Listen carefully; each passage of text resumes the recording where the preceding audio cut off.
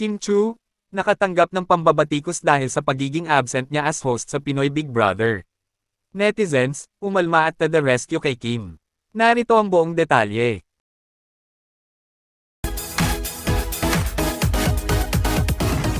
Viral at pinag-uusapan niya ngayon sa social media ang post ng isang netizen na tila bang binabatikos ang di umano'y madalas na pag-absent ng Chinite Princess na si Kim Chu bilang host sa Pinoy Big Brother.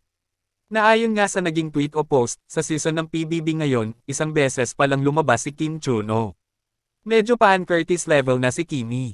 Kung saan, dagdag pa ng isang netizen na dapat alisin na yan as a host. Puro absent. Okay sana kung isa o dalawang beses lang. Pero laging absent.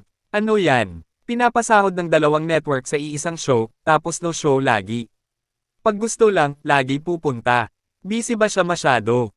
Dito nga, ay hindi napigilan ng iilang netizens na dumipensa at maglabas ng kanilang saloobin patungkol sa nasabing post. Ayon sa post ni Miss Jezebel Marie Cananghan, yes, busy siya.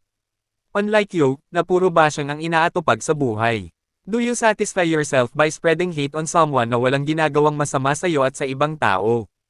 Marangal na nagtatrabaho at tumutulong sa kapwa si Kimi.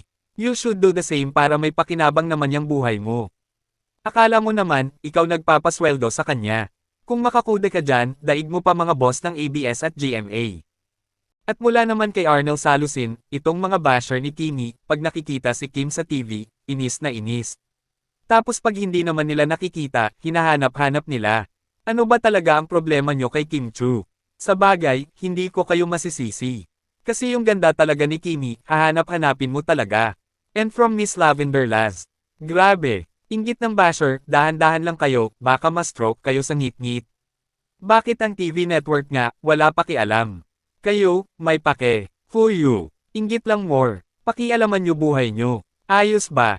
At ang komento naman na galing kay Del Siapno, pakibigyan ng copy of rules and regulations ng ABS-CBN ang basher na ito para mahimas-masan. Alam naman natin, na isa si Kim Chu sa mga in-demand and bankable celebrities o actresses ngayon. At kahit sobrang busy ng kanyang schedule, ay hindi niya pa rin nakakalimutan na gampanan ang kanyang trabaho o responsibilidad bilang isang artista.